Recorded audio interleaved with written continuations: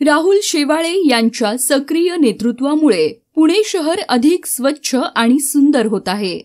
पुणे शहरातील शेवाळेवाडी आणि मांजरी परिसरातील नागरिकांच्या दीर्घकाळच्या तक्रारी आता लवकरच संपुष्टात येणार आहेत. पुणे जिल्हा भारतीय जनता पक्षाचे उपाध्यक्ष राहुल रामचंद्र शेवाळे यांच्या आग्रहपूर्ण पाठपुराव्यामुळे महानगरपालिका आयुक्त श्री नवल किशोर राम यांनी 18 ऑक्टोबर रोजी या भागाची प्रत्यक्ष भेट घेतली.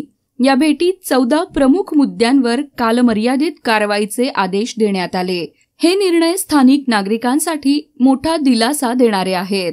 या भेटीत उपस्थित झालेल्या प्रमुख मुद्द्यांमध्ये जॉय विला सोसायटीच्या एसटीपी आणि कचरा व्यवस्थापनावर दंड, 10 लाखांचा नॅशनल हायवेवरील ओपन चेंबरसाठी लोखंडी जाळी, शहर प्रवेशद्वारावर स्वागत कमान, शेवाळेवाडी मांजरी रस्त्याचे रुंदीकरण, शाळांच्या कंपाऊंड आणि सुरक्षेचा आढावा, अतिक्रमणे हटवणे, महादेव नगरातील बेबी कॅनल स्वच्छता, डिव्हायडर सुशोभीकरण आणि विद्युत व्यवस्था यांचा समावेश आहे. विशेष म्हणजे सोलापूर हायवेच्या ड्रेनेजसाठी 9 कोटी रुपयांचा निधी मंजूर झाला आहे. आयुक्तांनी सर्व विभागांना 15 दिवसात योजना तयार करण्याचे निर्देश दिले. नागरिकांच्या समस्यांना प्राधान्य देऊन मी सतत पाठपुरावा करत आहे. आयुक्तांच्या सहकार्याने या भागातील चित्र पूर्णपणे बदलेल, ही फक्त सुरुवात आहे, असा विश्वास राहुल शेवाळे यांनी व्यक्त केला. मी एक अभिनव कल्पना माननीय आयुक्तांना त्या ठिकाणी सुचवली होती. आपल्याला कल्पना आहे की पुणे शहरामध्ये नव्यानं 34 गावांचा समावेश झालेला आहे.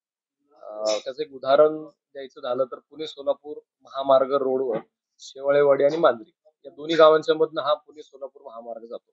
तर मी माननीय आयुक्तांना एक कल्पना त्या ठिकाणी एक सूचना केली की या जर शहरांच्या मुख्य प्रवेशद्वारांच्या वर जर आपण स्वागत कमानी उभ्या केल्या, आपल्याला कल्पना आहे की पुणे एक सांस्कृतिक राजधानी आहे, एक शिक्षणाचं माहेरघर आहे आणि पुण्याविषयी निश्चित संबंध राज्यात, देशात, जगात पुण्याची एक वेगळी ओळख आहे आणि पुण्याविषयी एक आत्मीयता आहे. त्यामुळे निश्चित बाहेरनं येणाऱ्या प्रत्येक माणसाला जर या पुण्यामध्ये प्रवेश करताना एक वेगळं चित्र त्या ठिकाणी पाहायला मिळालं, एक स्वागत कमान वेलकमची पाहायला मिळाली, तर त्याचा एक आनंद होईल किंवा एक वेगळं चित्र त्या ठिकाणी दिसेल.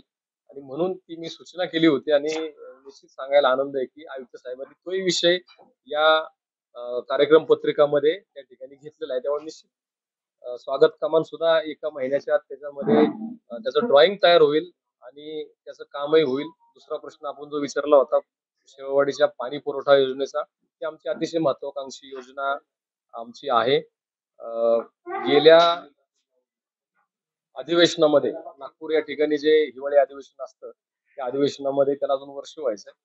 मी 20 डिसेंबर 2024 साली माननीय या राज्याचे मुख्यमंत्री देवेंद्रजी फडणवीस यांची नागपूर या ठिकाणी शेवाळेवाडीच्या पिण्याच्या पाण्यासंदर्भात भेट घेतली होती. त्यांना मागणी केली होती की आमच्या गावाला प्यायला पाणी नाही. त्यांनी तत्कालीन जे आयुक्त होते भोसले साहेब त्यांना सूचना आणि आदेश दिले होते की शेवाळेवाडीची पाणी योजना मार्गी लावावी. त्या आदेशानुसार मी महानगरपालिकेचं आभार व्यक्त करतो की त्यांनी 8 महिन्यामध्येच त्याचं टेंडर काढलं, त्याची टेंडरची प्रोसेस पूर्ण झाली, त्याचा डीपीआरही झालेला आहे आणि मी काल आयुक्त साहेबांना भेटलो.